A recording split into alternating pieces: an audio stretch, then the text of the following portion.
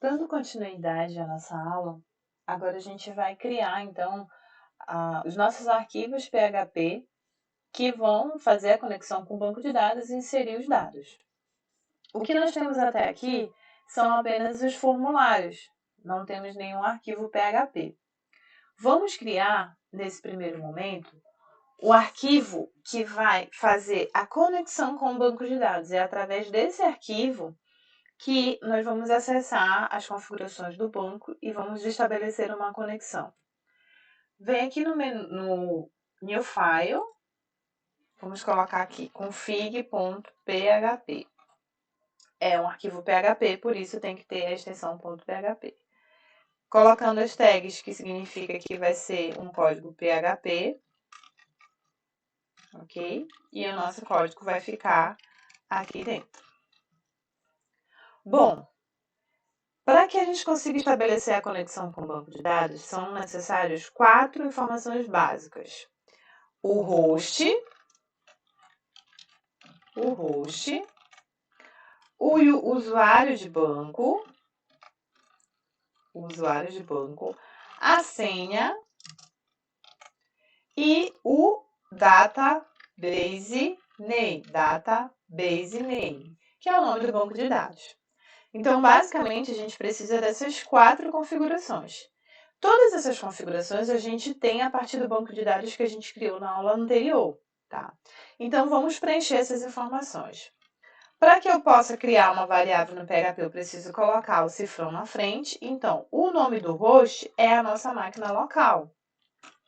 O nome da nossa máquina local a gente pode colocar aqui localhost, que é a mesma coisa que eu viesse e colocasse o IP, aquele IP que apareceu pra gente lá no início, lá na configuração da conexão com o MySQL Workbench. Então, eu posso colocar localhost ou eu posso colocar aqui 127.1.0.0. É a mesma coisa, tá bom? Então, não precisa colocar isso aqui, só localhost. Assim, o usuário vai ser o root. Lembra que a gente teve um usuário que estava root lá na conexão do banco? Vai ser o usuário root. Eu também falei para ti que a senha ela fica em branco. O champ, por default, a senha do root é em branco. Mas vale ressaltar que isso, por questões de configuração, não é recomendado. A gente só está usando isso porque é para fins didáticos.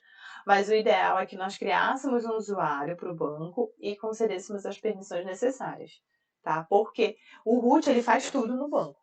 Então, não é ideal que nós usemos esse usuário, quanto mais sem senha. E o banco de dados que a gente criou foi, no meu caso lá, foi o Cadastro 2, né? Cadastro 2. Lembram lá do Create Database? Então, basicamente são essas 4 configurações. Nós vamos criar agora uma string que vai receber uma variável que vai receber a string de conexão com o banco de dados. New MySQL CLI, onde nós vamos passar os 4 parâmetros para poder conectar com o banco, que são os 4 parâmetros que a gente acabou de criar. Em ordem, né? Hostname, né? Vírgula, user, cadê o cifrão? User, vírgula, senha, vírgula, database name. Então, o nosso arquivo de configuração, o nosso arquivo de configuração está pronto. É através desse arquivo, precisamente através dessa função aqui, que a nossa string de conexão vai ser realizada com o banco, tá? Nesse momento, a gente só vai configurar isso para o banco. A gente vai criar agora um outro arquivo, que é esse outro arquivo que vai inserir os dados.